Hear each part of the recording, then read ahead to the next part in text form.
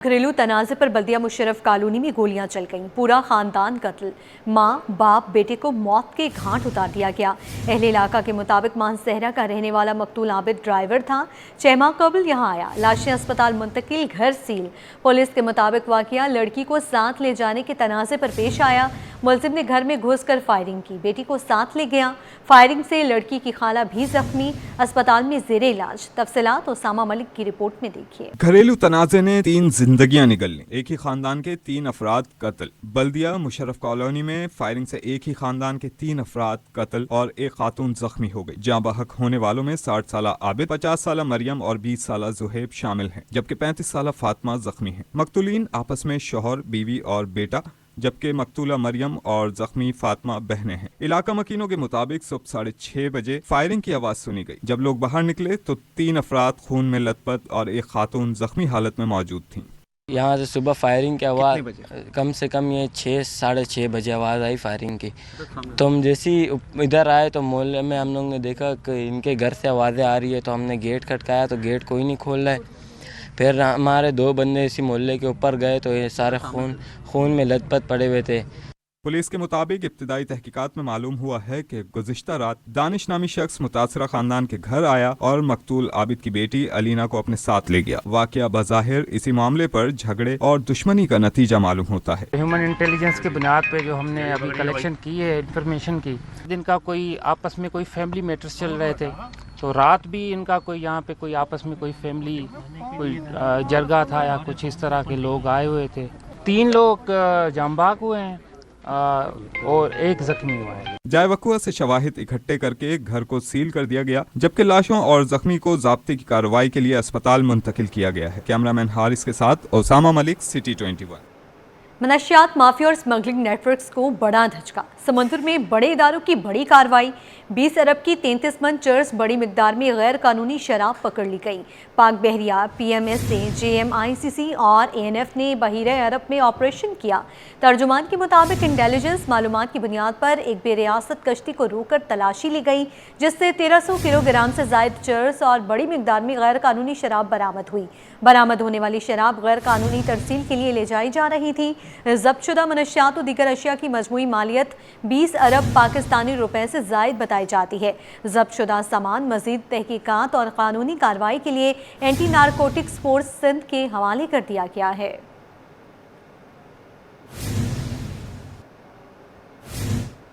धाबेची pumping station में बड़ा breakdown, आधे कराची का पानी बंद। 72 इंच पाइपलाइन नंबर 5 हफ्ते में तीसरी बार फट गई। लांची, कुरंगी, मलीर, शाह फैसल, गुलशन, सदर, लियारी और क्लिफ्टन की मकीन मुतासर। 80 मिलियन गैलन पानी बंद। मुतादिद इलाकों की मकीन शदीद मुश्किलात का शिकार। रमशा इस्माइल की रिपोर्ट देखिए।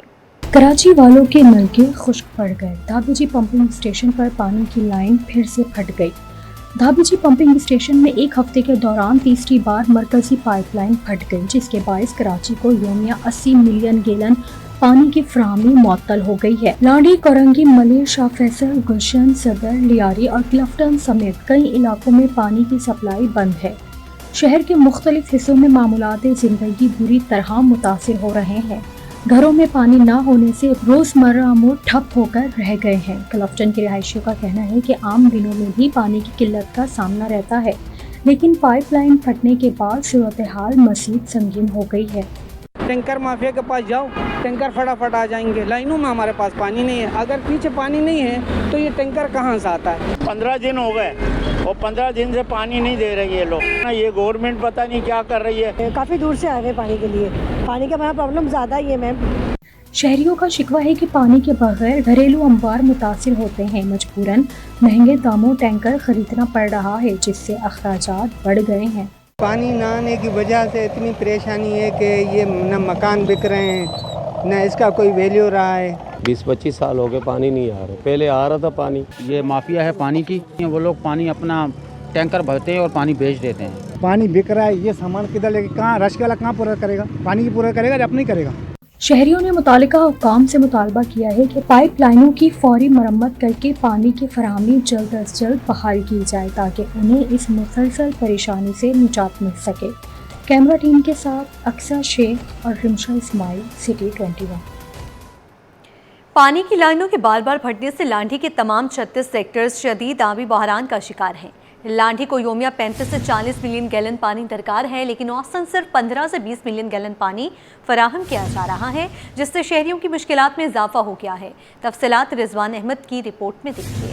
لانڈھی میں پانی کی قلت، 36 سیکٹرز کے مکین شدید پریشان ہو گئے۔ لانڈھی کے سیکٹر 36 بھی زمان آباد میں صورتحال انتہائی سنگین ہے، جہاں 1000 گیلن پانی کی ٹنکی 1800 روپے تک فروخت ہو رہی ہے۔ علاقہ مکینوں کا کہنا ہے کہ ہم روزانہ مہنگے پانی کے لیے مجبور ہیں۔ صرف بڑی لائنوں کی نہیں بلکہ سب لائنوں کی فوری مرمت کی ضرورت ہے تاکہ پانی کی منصفانہ اور مستحکم فراہمی یقینی بنائی جا سکے۔ بہت زیادہ مسئلے مسائل ہو رہے ہیں پانی کے اندر۔ اب تو یہ جو لائن پڑ گئی ہے، اب تو اور مسئلے مسائل ہو جائیں گے، 5 دن اور غائب ہو جائیں گے۔ پانی کی ٹنکی عائد کرتے ہیں، میٹھے پانی کی جو ٹنکی ہے 1800 روپے کی، اور دوسری جو کھارے پانی کی 1500 روپے کی۔ شہریوں نے مطالبہ کیا ہے کہ ہنگامی بنیادوں پر مرمت کا کام مکمل کر کے پانی کی فراہمی بحال کی جائے۔ ابھی دیکھیں، اس سے پہلے جو لائن پھٹی ہے ہمیں اتنا پانی کی پریشانی ہوئی ہے، صحیح ہے۔ ہم جو ٹنکی خرید رہے تھے 1000 روپے کی، ابھی وہ ہم 1800 روپے کی خرید رہے ہیں، تو مزید 72 انچ کی پھر لائن پھٹ گئی ہے، تو ابھی پانی بحال ہوا نہیں ہے یہاں پر، اور مزید یعنی کہ ہمیں پریشانی ہوگی، یعنی کہ یوں کہا جائے وہ ٹنکی ہم اب 2500 روپے کی خرید رہے ہیں۔ لانڈھی کے مکینوں کا کہنا ہے کہ اگر فوری اقدامات نہ کیے گئے تو پانی کی قلت مزید سنگین صورتحال اختیار کر سکتی ہے۔ کیمرامین امجد علی کے ساتھ رضوان احمد، سٹی 21۔ بڑھتی شہری آبادی، رہائش کی کمی، موسمیاتی خطرات اور ماحولیاتی دباؤ ایشیا پیسفک خطے کو تباہ کاری سے بچانا ناگزیر۔ Asia Pacific shelter and settlements forum کی اختتامی تقریب، وزیر اعلیٰ مراد علی شاہ کہتے ہیں کہ سندھ موسمیاتی تبدیلی کے تباہ کن اثرات کا براہ راست سامنا کر چکا ہے۔ اقصی شاہد کی رپورٹ دیکھیے۔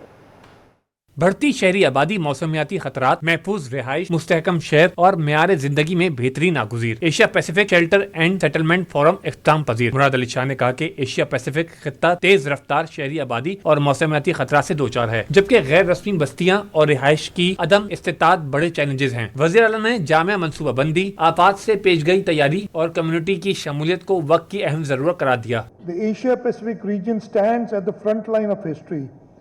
We are urbanizing faster than any other region in the world. We are also warming faster than most. From rising seas to raging floods, from informal settlements to widening inequality, the pressure on our cities are immense. But pressure can either break systems or transform them.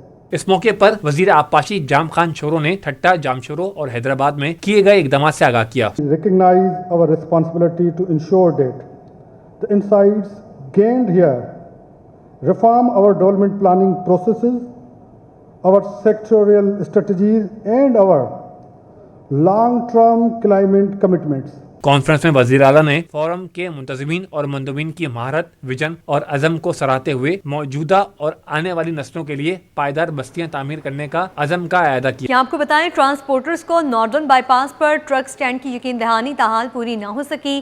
Senior نائب صدر goods care ایسوسی ایشن سفیر شاہین نے کہا ہے کہ متبادل پارکنگ نہ ملنے تک گاڑیاں ماڑی پور ٹرک اڈے پر ہی کھڑی رہیں گی۔ انہوں نے کہا کہ پارکنگ کی منتقلی سے شہر کے ٹریفک مسائل میں واضح کمی آ سکتی ہے۔ کاوش میمن کی رپورٹ دیکھیے۔ ماری پور ٹرک اڈے کے اطراف پارکنگ کے مسائل، ٹرانسپورٹرز حکومت سے کیے گئے وعدوں پر عمل درآمد کے منتظر۔ کراچی گڈز کیریئر ایسوسی ایشن کے سینئر نائب صدر سفیر شاہین نے کہا ہے کہ حکومت نے ناردرن بائی پاس پر ٹرک اسٹینڈ قائم کرنے کی یقین دہانی کرائی تھی، تاہم اب تک اس حوالے سے عملی پیش رفت نہیں ہو سکی۔ جب تک متبادل پارکنگ کا مناسب انتظام نہیں کیا جاتا، گاڑیاں ماری پور روڈ ٹرک اڈے پر ہی کھڑی رہیں گی۔ اور ہم نے انہیں یہ کہا ہے کہ جب تک ہمیں وہاں پہ کوئی جگہ کا ارینجمنٹ نہیں کر کے دیں گے تو ہم یہاں سے پارکنگ نہیں ہٹا سکیں گے، مجبوری ہے، ظاہر ہے گاڑی ہے ہماری، ہمارا بزنس ہے۔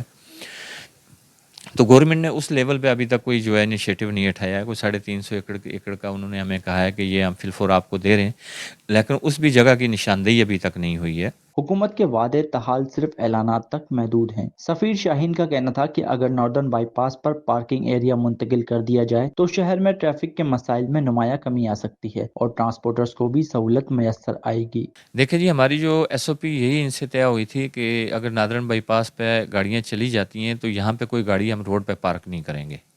کوئی بھی گاڑی پارکنگ پہ پابندی لگا دی ہوگی، اور جو گڈس ٹرانسپورٹ کا کام چل رہا ہے یہ یہاں پہ وہی گاڑی آئے گی جس نے لوڈ کرنا ہوگا مال، خالی گاڑی یہاں کھڑی نہیں ہوگی۔ اب ہماری ایمٹی گاڑیاں یہاں پہ جو کھڑی ہوتی ہیں، ظاہر ہے انہوں نے مال یہاں ٹرک اڈے سے لوڈ کرنا ہوتا ہے، تو وہ ان کو مجبوراً یہاں کھڑا ہونا پڑتا ہے۔ نادرن بائی پاس پہ لا اینڈ آرڈر کی صورتحال انتہائی خراب ہے، وہاں سے سنیچنگ کے واقعات ہوتے ہیں، گاڑیوں سے موبائل اور نقدی جو ہے وہ لوٹ لی جاتی ہے۔ سفیر شاہین نے حکومت سے مطالبہ کیا کہ ٹرک اسٹینڈ کی منتقلی سے متعلق وعدوں کو عملی شکل دی جائے تاکہ ٹرانسپورٹرز کو سہولت ملے اور شہر میں ٹریفک کی روانی بہتر بنائی جا سکے۔ کیمرامین قدرت جمالی کے ساتھ کاوش میمن، سٹی 21۔ یہاں آپ کو بتائیں ای وی چارجنگ یونٹ لگانا گھمبیر ہو گیا ہے۔ پاکستان پیٹرولیم ڈیلرز ایسوسی ایشن کے ممبر مینیجنگ کمیٹی عبدالحسیب خان کہتے ہیں ای وی چارجنگ یونٹ لگانے کے لیے مختلف اداروں سے رجوع کرنا پڑتا ہے، ایک یونٹ لگانے میں کئی ماہ لگ جاتے ہیں۔ سر پہلے تو آپ کو اس کو سلیکٹ کرنا پڑے گا کہ کس کمپنی کا لیا جائے، جو کہ ہم کہہ رہے ہیں کہ آج کل چائنیز مشینیں آ گئی ہیں جو کہ ہم نے لگائی ہے، بڑی اچھی ہے۔ پھر اس کے بعد انہوں نے نیپرا نے ایک ایجنسی بنائی ہے نیکا، وہ نیکا آپ کو NOC دے گی، سب اس کے ریگولیشنز وغیرہ چیک کر اس کے بعد آپ کو ایکسپلوسو ڈپارٹمنٹ جانا پڑے گا، اور ایکسپلوسو ڈپارٹمنٹ بھی جو ان کی فیس مقرر ہے وہ لے گی، اور پھر اس کے ڈسٹینسز انہوں نے جو اپروو کیے ہیں وہ ہوں گے۔ اس کے بعد پھر آپ کو پھر یوٹیلیٹی والوں سے پرمیشن لینی پڑے گی، جو کہ وہ دیکھیں گے کہ اس ایریے میں اتنا وہ ہے۔ تو اب یہ کافی سی چیزیں ہیں اس کے اندر، یہ سب ہوم ورک کر آدمی پھر اس کے بعد ای وی چارجنگ امپورٹ کرے گا، لگائے گا، پھر بزنس کو دیکھے گا، تو انویسٹمنٹ ہی ہے اس وقت، ریٹرن تو کوئی ہے نہیں۔ گورنمنٹ نے بڑی اچھی اس کے لیے نکالی اسکیم کہ ہم منیمم ریٹس پہ اس پہ دیا کریں گے فاسٹ چارجر میں، اور اس کو ریگولیٹ کر دیا ہے۔